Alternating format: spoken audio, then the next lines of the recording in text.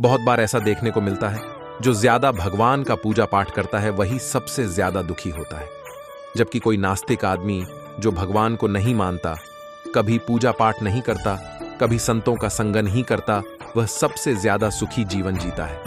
ये सब चीजें देखकर कभी कभी तो ऐसा लगता है कि भगवान ही गलत है, भगवान का न्याय ही गलत है, ये कोई कहानी नहीं है। ऐसा हर किसी के साथ होता है। दोस्तों, आज के इस वीडियो में हम आप लोगों को इसके पीछे के कारण के बारे में बताने वाले हैं। भगवान श्री कृष्ण ने स्वयं इसका उत्तर श्रीमद् भागवत गीता के माध्यम से बड़ी स्पष्टता के साथ बताया है। तो चलिए फिर शुरुआत करते हैं।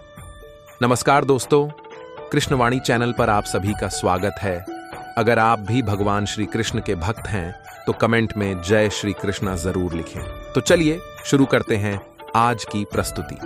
दोस्तों, बात द्वापर युग की है, जब भगवान श्री कृष्ण और अर्जुन के बीच संवाद हो रहा था। तब अर्जुन ने भगवान श्री कृष्ण से पूछा कि माधव, जो लोग ज्यादा पूजा पाठ करते हैं वह ज्यादातर दुख और परेशान रहते हैं, इसके पीछे क्या कारण है?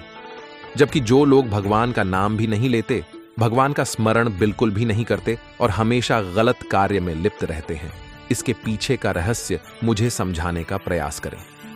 तब भगवान श्री कृष्ण ने एक छोटी सी कहानी के माध्यम से अर्जुन को इसका उत्तर दिया। आइए जानते हैं इस छोटी सी कहानी के बारे में।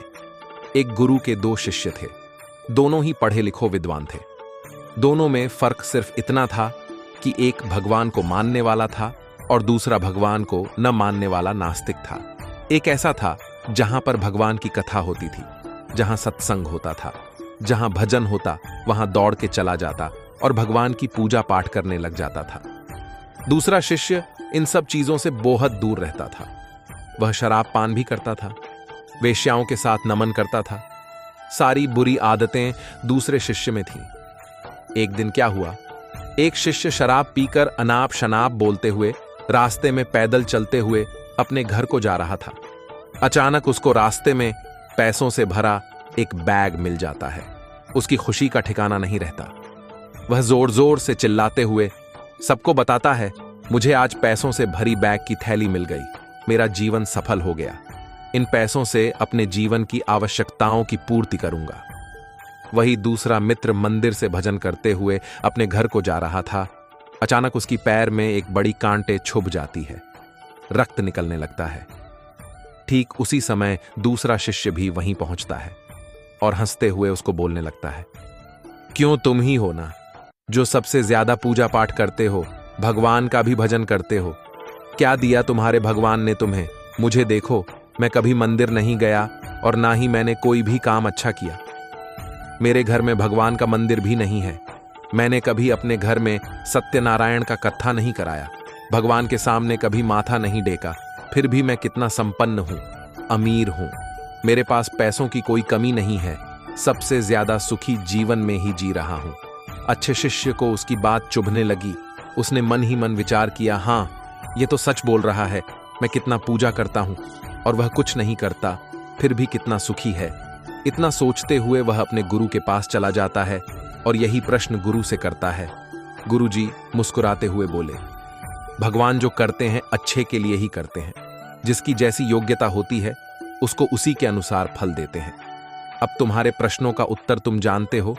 भगवान ने तुम्हारे पैर में ही क्यों चुभाई काटे और उसको पैसों से भरी हुई बैग क्यों मिली? सुनो, तुमने पिछले जन्म में बहुत पाप किया था, इसलिए तुम्हारी आज मौत होने वाली थी। तुम बच गए क्योंकि तुम मंदिर गए थे, तुमने भगवान की पूजा की थी। यही एक कारण है कि तुम्हारी मौत ना होकर सिर्फ एक ही कांटा चुभा। अब तुम्हारे मित्र की बात करते हैं। पूर्व जन्म में वह एक संत महापुरुष था, इसलिए करोड़ों की संपत्ति का मालिक बनने वाला था। मगर इस जन्म में उसने कोई भी अच्छा काम नहीं किया, इसलिए पूर्व जन्म के फल के अनुसार उसको थोड़े पैसे ही मिले, जबकि वह अरबों की संपत्ति का मालिक बनने वाला था। भगवान को दोष देना छोड़ दो, अपने वर्तमान के समय का सदुपयोग करो, भविष्य अपने आप सुधर जाएगा। इस प्रकार उसकी आंखें खुल गईं और वह फिर से अपने पूजा पाठ में लग गया। जब हम प्रार्थना करते हैं तो ईश्वर हमारे कहने से ज्यादा सुनता है। जितना हम पूछते हैं उससे ज्यादा जवाब देता है। जितना हम कल्पना करते हैं उससे ज्यादा अपने समय में और अपने तरीके से देता है। समय का चक्र बहुत तेज चलता है, इसलिए ना तो बल का अहंकार करें, ना ही अपने धन का। जीवन में वाणी को संयम में रखना अनिवार्य है, क्योंकि वाणी से दिए हुए घाव कभी भरे नहीं जा सकते। जीवन में कभी मौका मिले तो किसी के लिए सारथी बनना स्वार्थी नहीं। जैसे पानी को अगर दूध में मिलाया जाए तो वह दूध की तरह हो जाता है, यदि वही पानी अगर कीचड़ में मिलाया जाए तो कीचड़ बन जाएगा। हमेशा वह काम करें जो सही है, वह ना करें जो आसान है। करीबी और गरीबी का सिखाया हुआ सबक इंसान को अंदर से बदलने पर मजबूर कर देता है। जिस तरीके से बात करते हो उस तरीके से सुना भी पसंद करो। ईश्वर को अपना सबसे करीबी दोस्त बना लो, क्योंकि परमात्मा ही एक ऐसा है जो तब तक साथ देते जब सारी दुनिया हमारा साथ छोड़ देती है।